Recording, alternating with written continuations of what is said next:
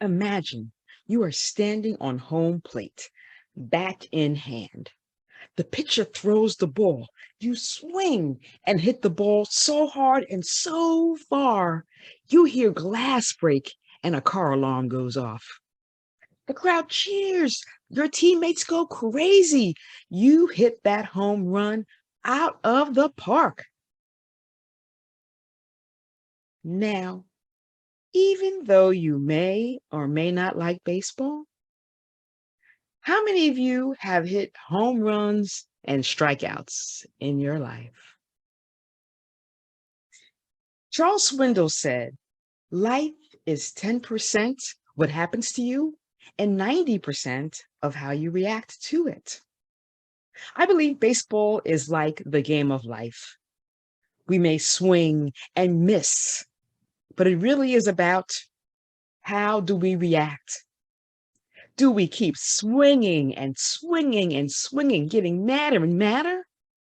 Or do we step back, regroup, and step up again and visualize success?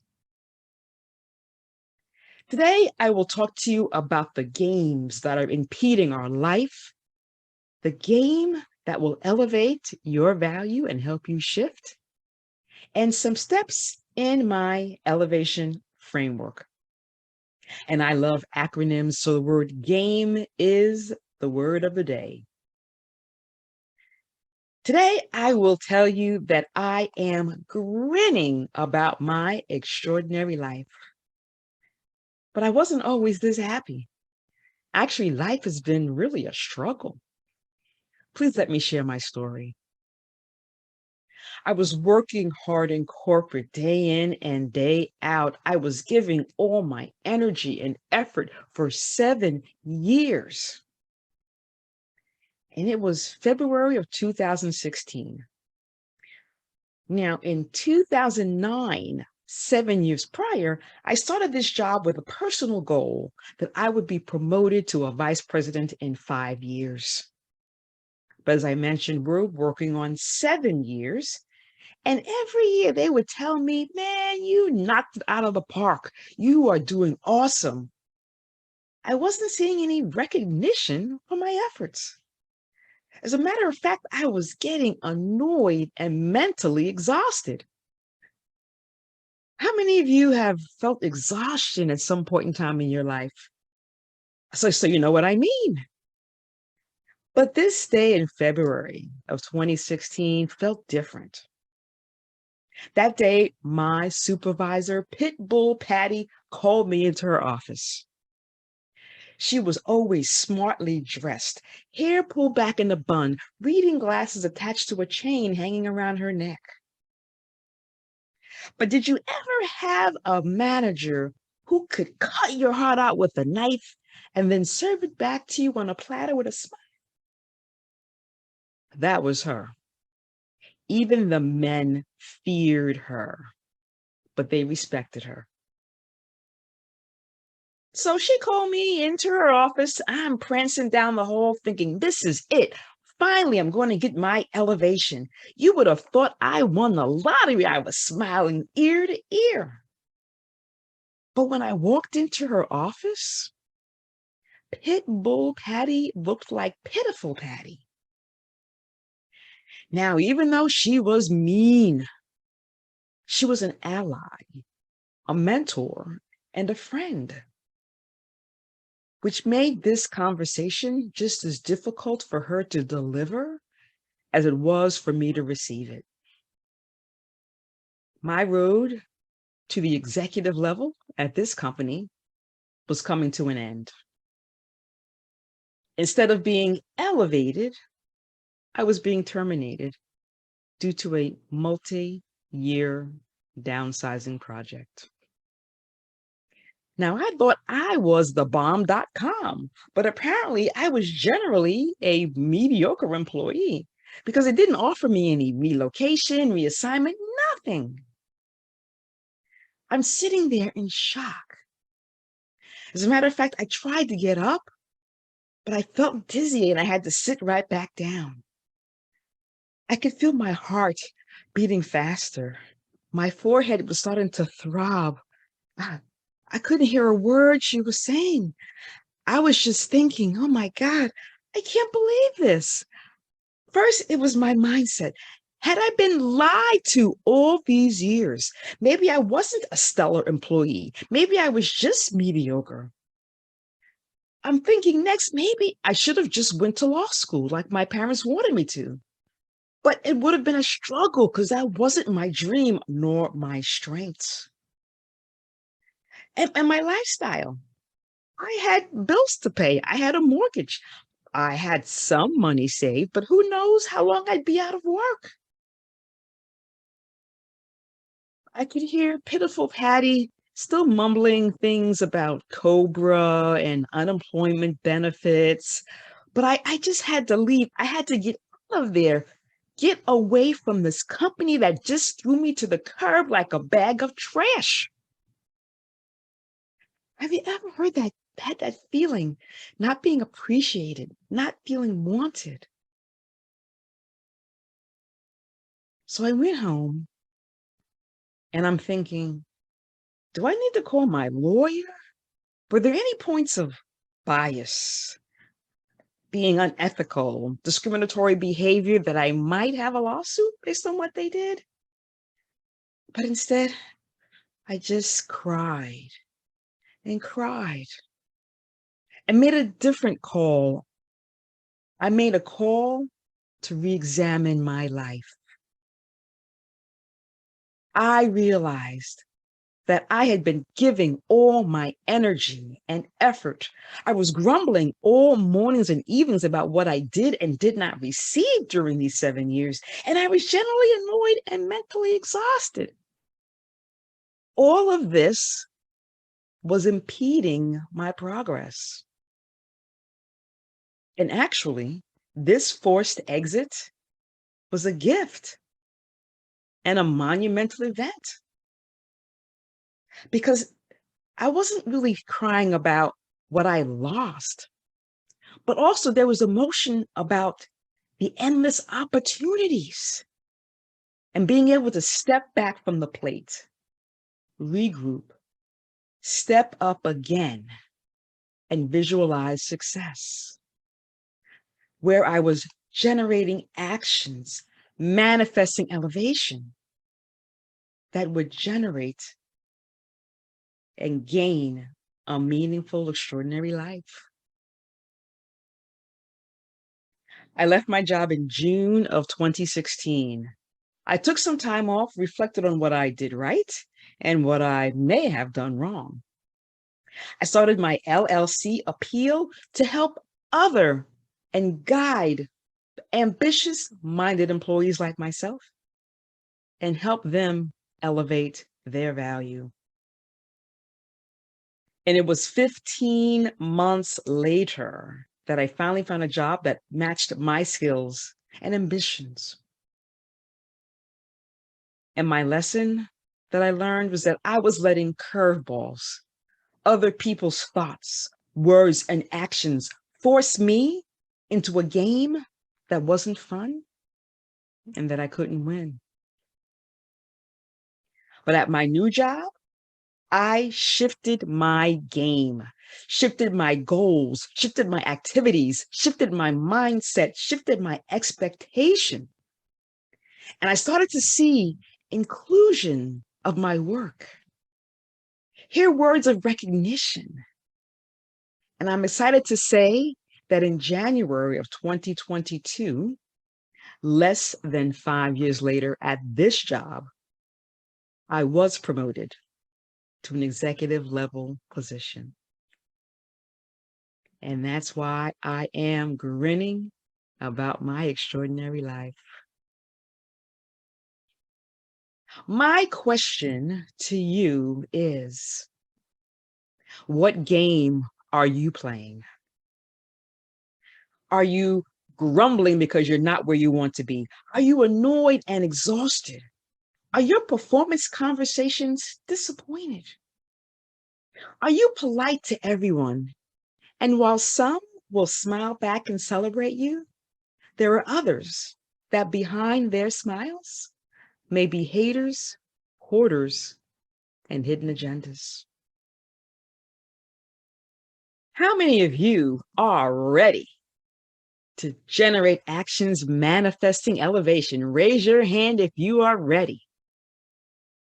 And I will share with you 4 steps that helped me so that they can help you shift your game to elevate your value so that you can hit it out of the park every single time. Now grab your pens and paper so that you can write these down.